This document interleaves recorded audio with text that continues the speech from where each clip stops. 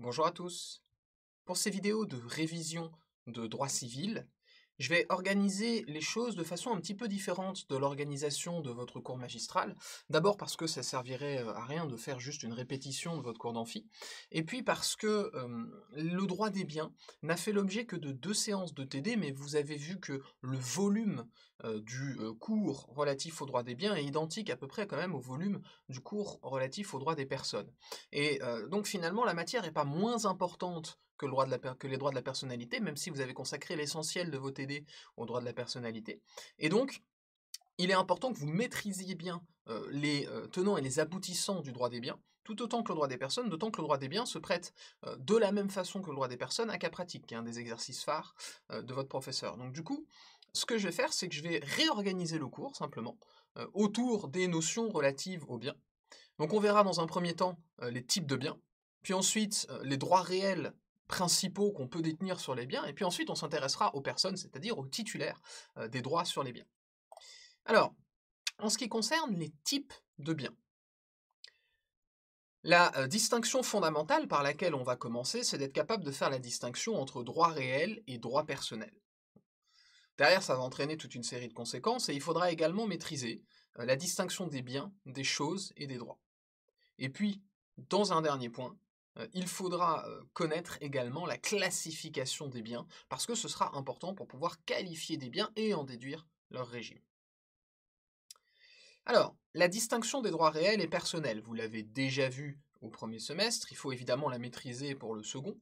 Le droit réel, c'est un droit qui confère à son titulaire un pouvoir direct sur un bien. Donc c'est une relation du titulaire du droit réel, la personne, avec un bien, directement. Bon.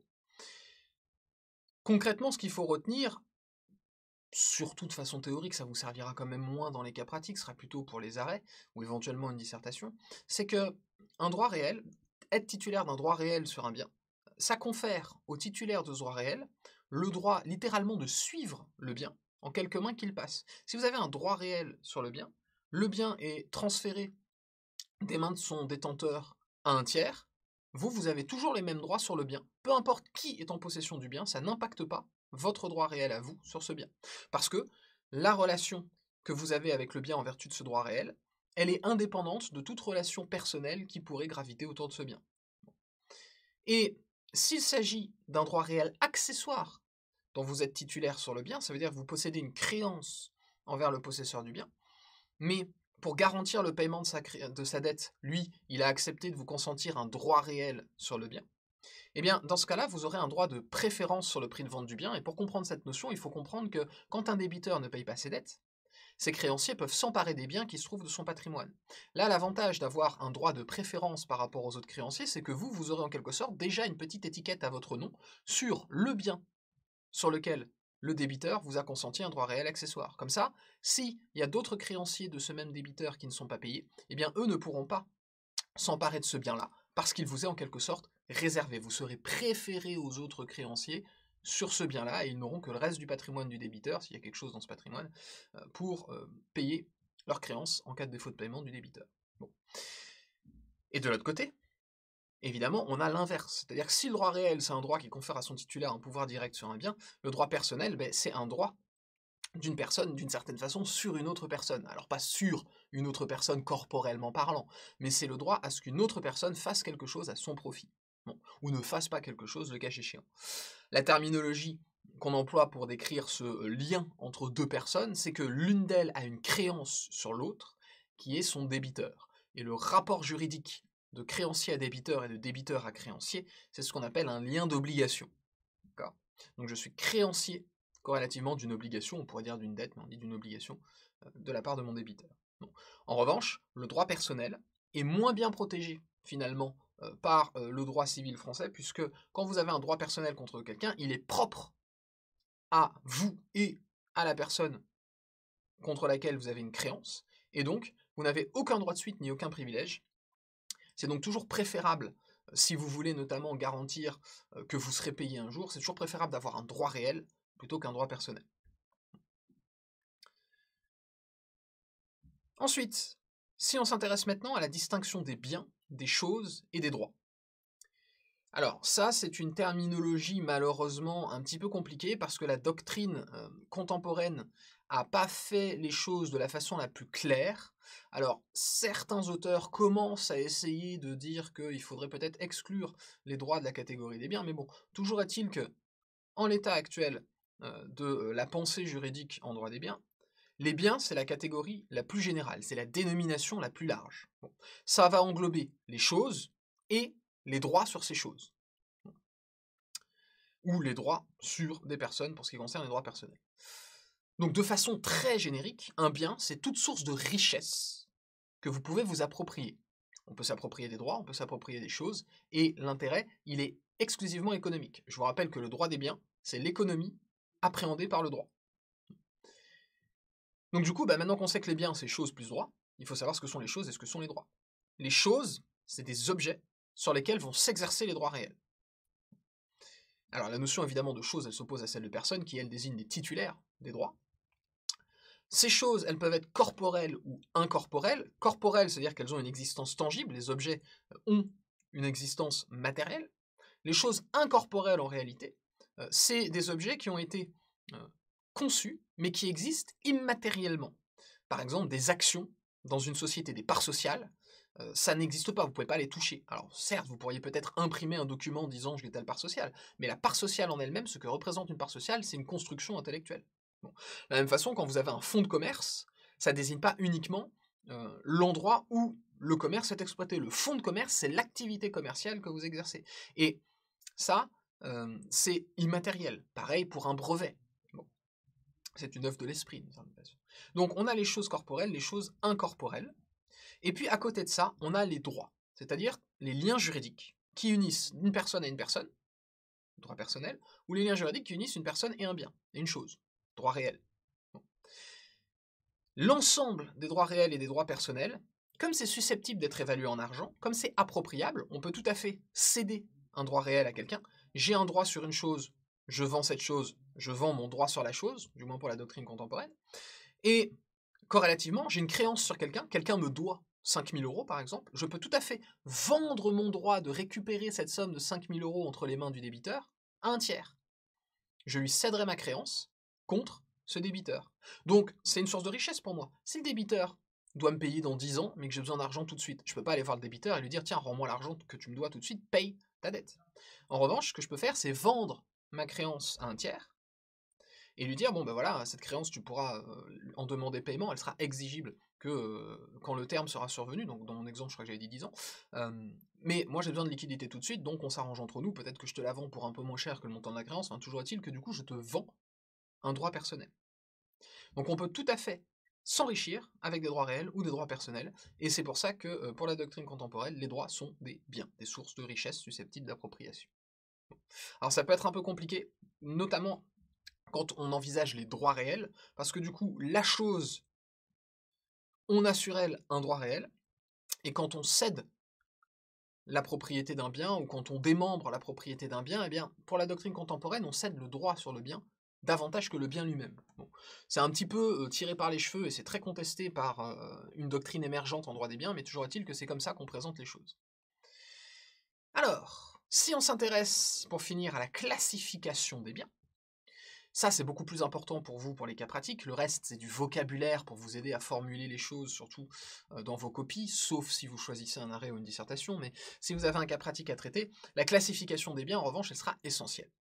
Alors, on a les immeubles d'un côté, les meubles de l'autre. Les immeubles, les catégories d'immeubles, il y en a 3 qui sont toutes légales, c'est-à-dire qu'elles sont prévues par le Code civil. Allez lire les textes, je ne peux que vous recommander d'aller lire les textes. C'est vrai qu'ils sont formulés de façon un petit peu datée, hein, puisque c'est les rares textes du Code civil qui n'ont pas été modifiés depuis 1804.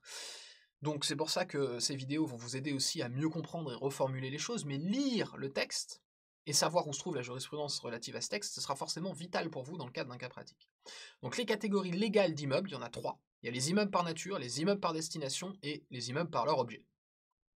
J'ai mis en face, pour que vous compreniez qu'il y a un parallèle à faire, évidemment, conceptuel, les 3 catégories de meubles. Mais dans les 3 catégories de meubles, attention, il y en a 2 qui sont prévues par le Code civil, et il y en a une qui a inventé la jurisprudence. En réalité, qui a inventé la pratique, et qui a entériné la jurisprudence.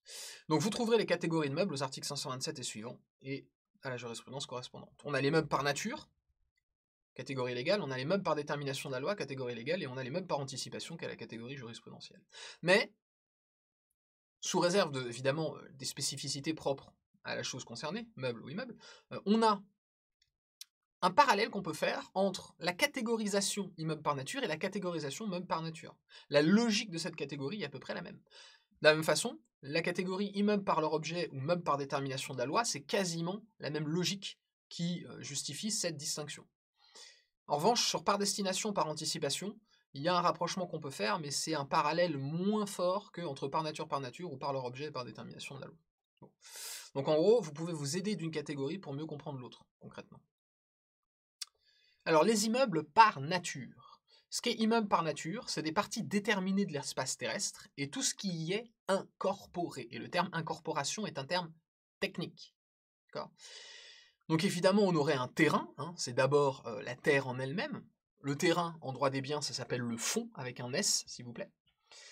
Si le fond sans S, c'est le fond du litige, bon, c'est le droit substantiel débattu entre les parties. Le fond avec un S, c'est les fonds, l'argent, le fond, le terrain.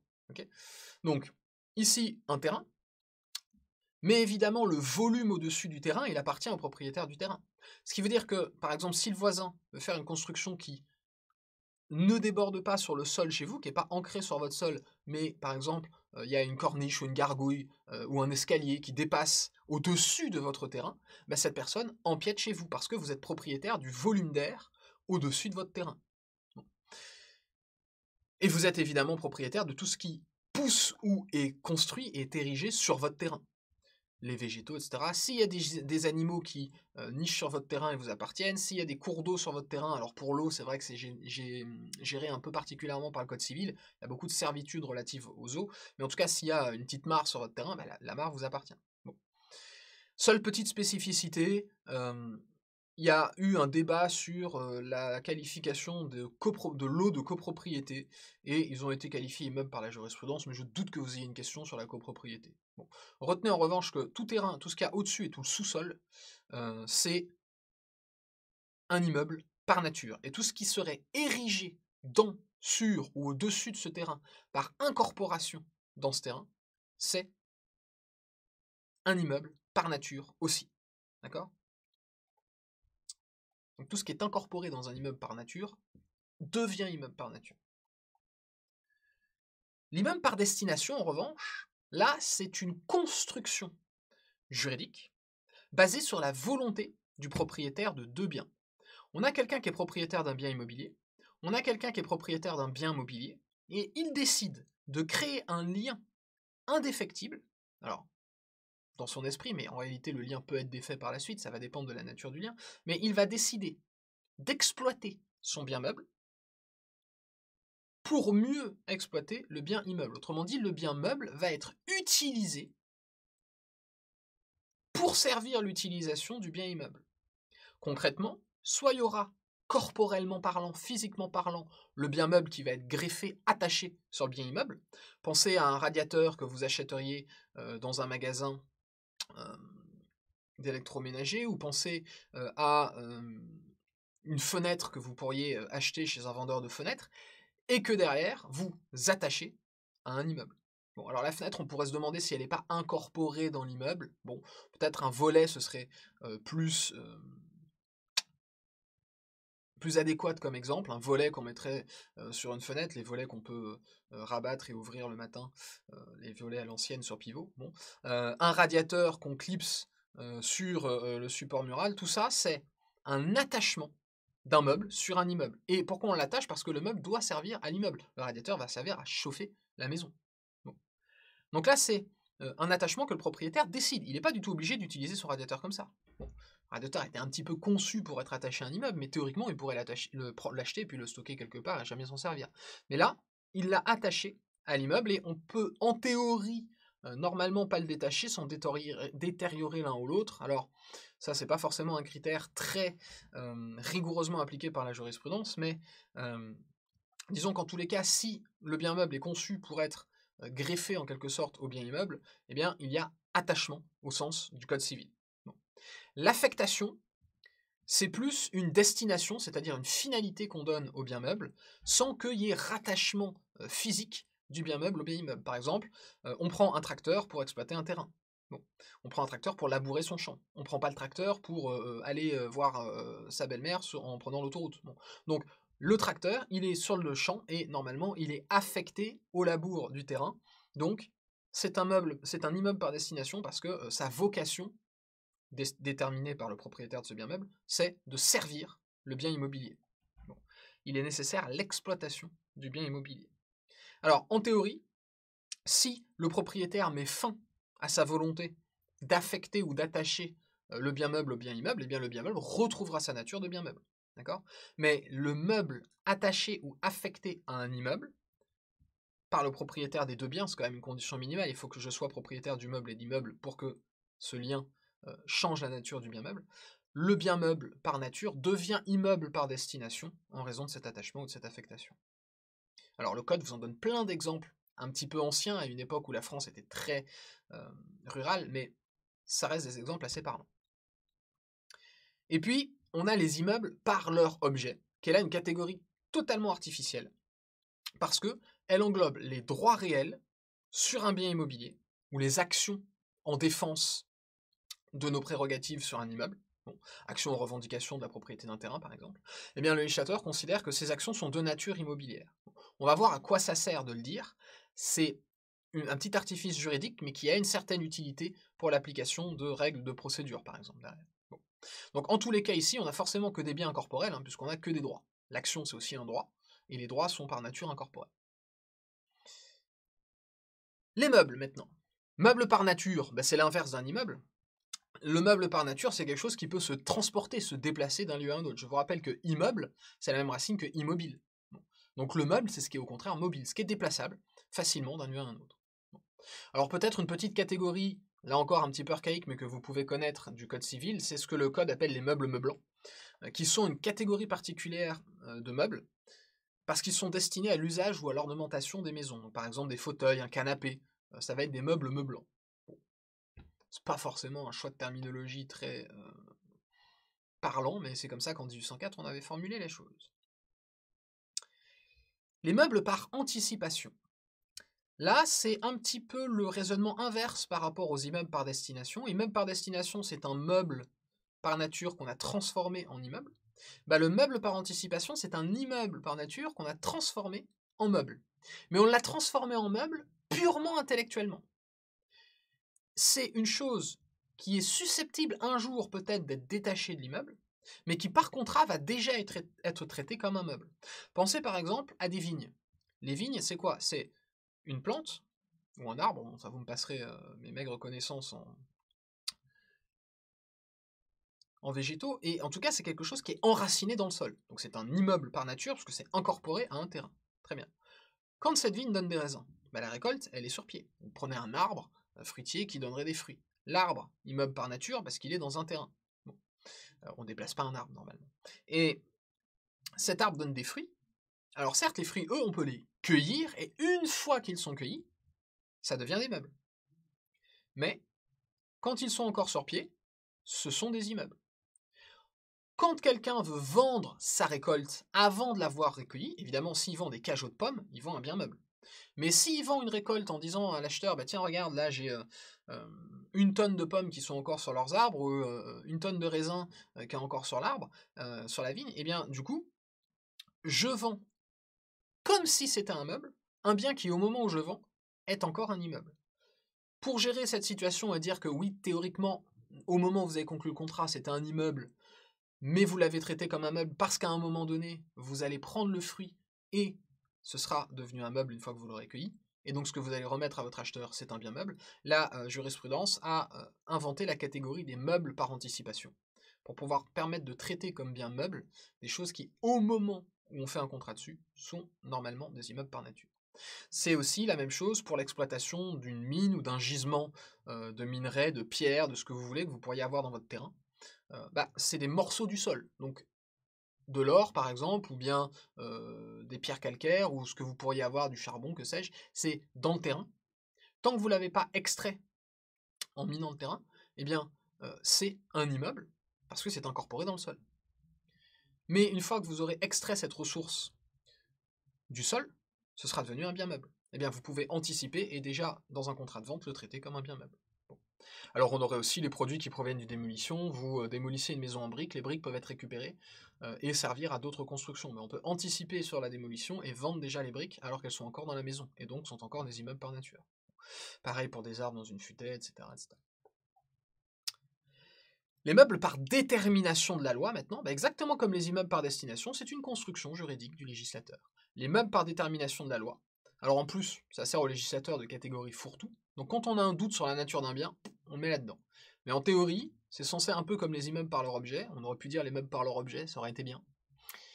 Malheureusement, on n'a pas repris la même formule, mais ça revient exactement au même. C'est-à-dire que c'est toutes les choses incorporelles. Aujourd'hui, ça n'existait pas au 19e siècle, mais aujourd'hui, c'est toutes les choses incorporelles, les brevets, les parts sociales, etc. Et puis tous les droits réels, mobiliers. Bon. Ainsi que tous les droits personnels. Un droit de créance, c'est considéré comme un bien, vous le savez, et c'est un bien meuble, parce que tout simplement, c'est pas un immeuble. Donc, du coup, on a un doute sur la nature d'un bien, c'est un meuble pardon, par détermination de la loi.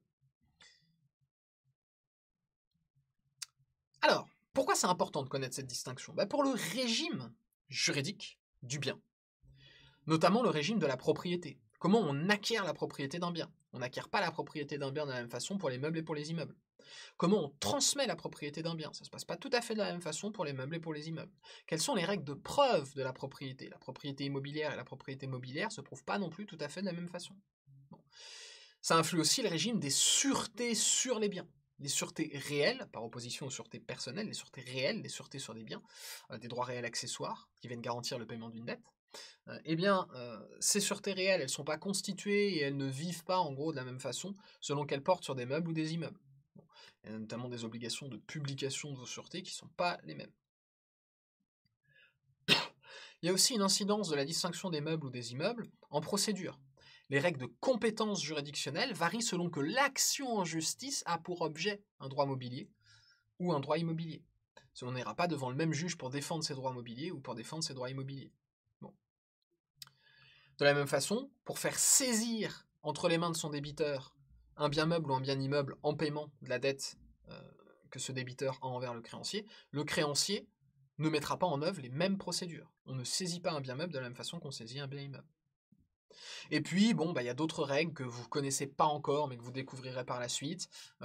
Des règles en droit de la vente, des règles en droit fiscal, qui varient selon que le bien objet de l'opération juridique est un meuble ou un immeuble. Donc c'est une distinction fondamentale, parce que beaucoup, si ce n'est la quasi-totalité derrière des règles relatives au patrimoine, sont basées sur cette distinction bien meuble, bien immeuble. Il y a d'autres classifications. Elles ont aussi un certain intérêt, mais quand même plus réduit. Sachez maîtriser ce vocabulaire, ce sera pas plus mal d'arriver à le placer dans une copie. Si vous ne le maîtrisez pas, ce sera quand même moins grave que de ne pas être capable de qualifier un bien de meuble ou d'immeuble.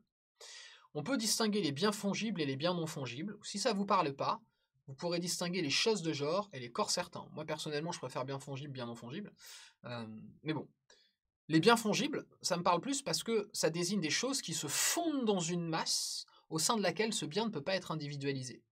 Et donc forcément, derrière, les biens seront interchangeables dans les opérations juridiques qui porteront sur eux.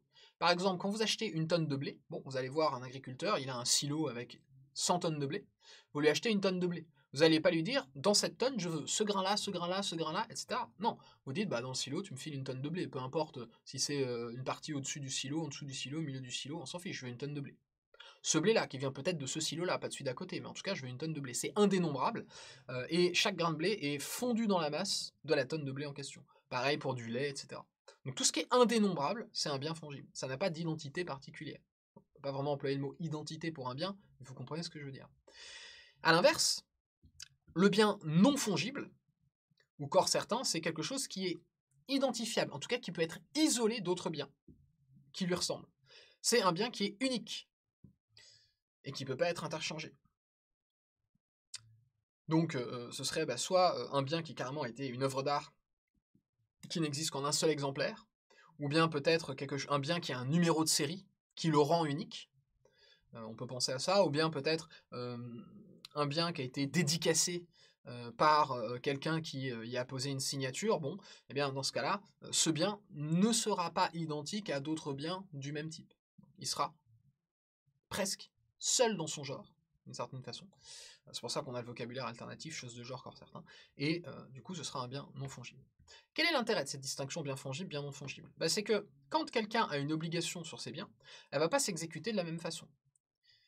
La livraison d'un bien unique, s'il y a un problème avec cette livraison, que le bien est détérioré, perdu, etc., c'est quasiment irréparable. On ne pourra pas le remplacer, en tout cas, par un autre bien équivalent, parce que ce bien n'a pas d'équivalent.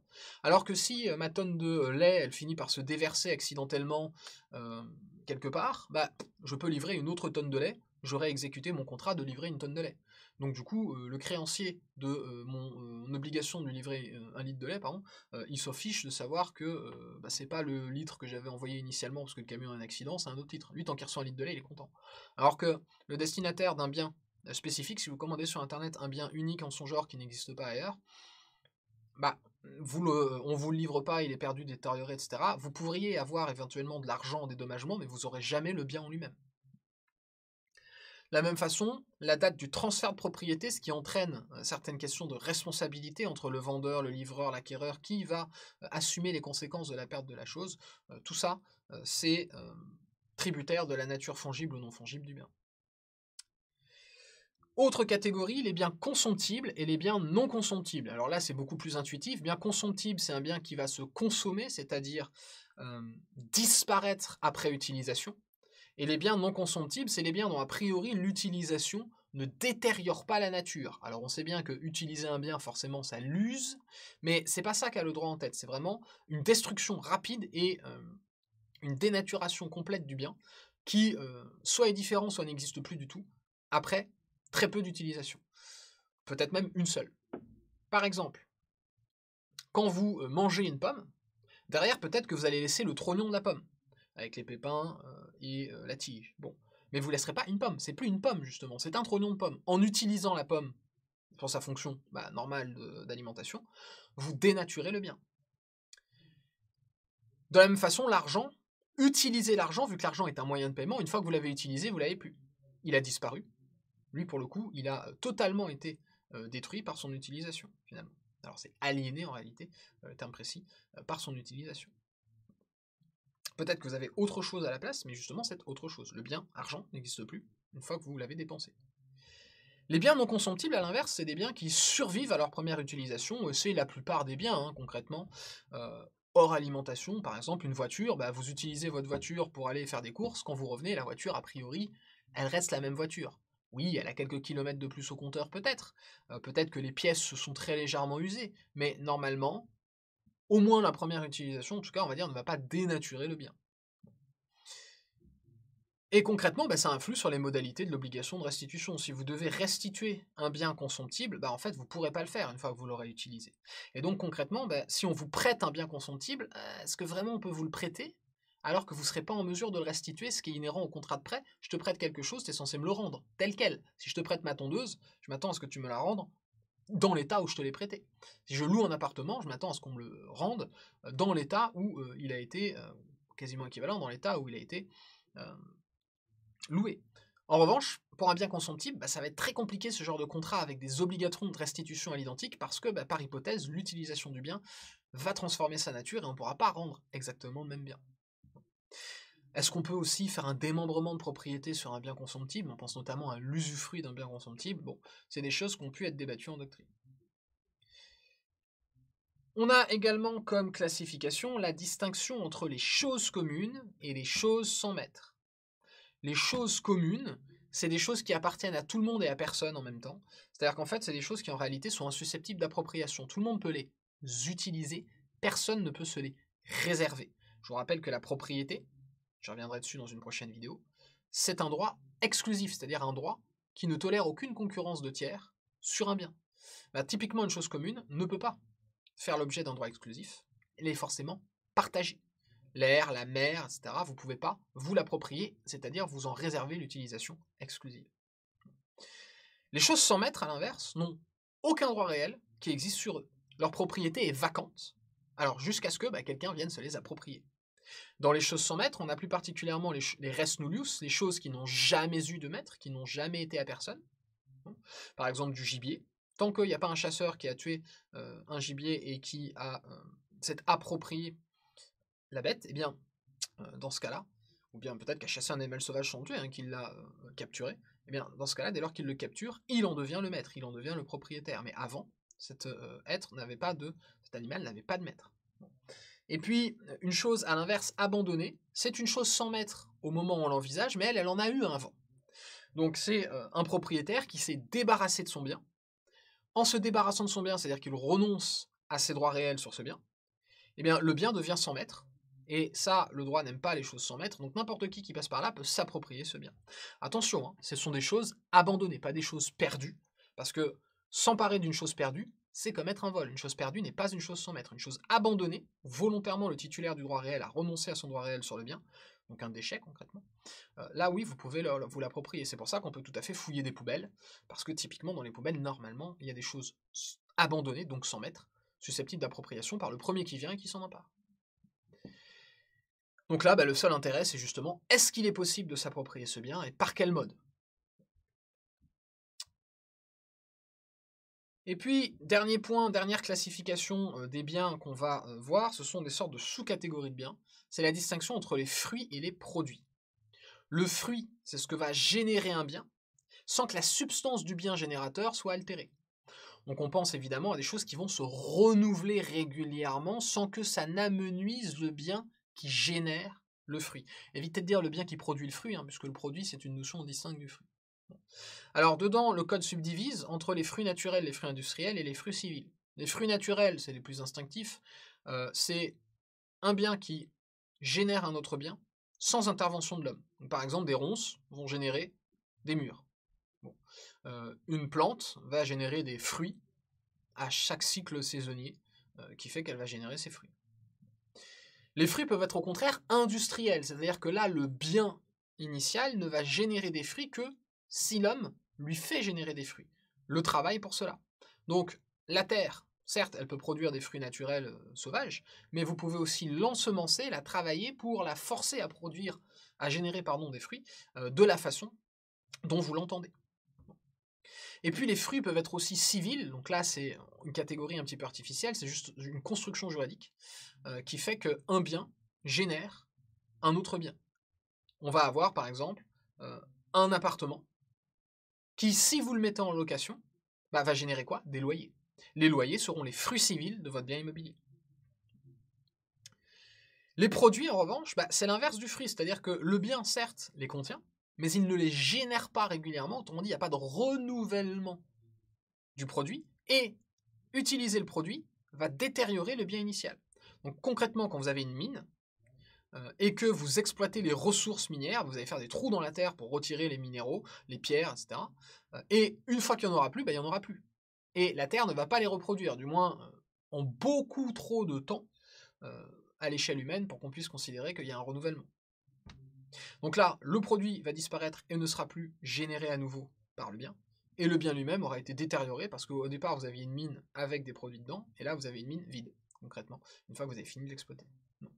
L'intérêt de la distinction fruit-produit, c'est la qualification de meuble ou d'immeuble, on l'a vu, hein, et le régime, évidemment, de la cession et de l'acquisition des fruits et des produits. Voilà pour cette première vidéo relativement courte sur les types de biens. Dans la prochaine, on va s'intéresser aux droits réels principaux sur les biens et ça nous retiendra un peu plus longtemps.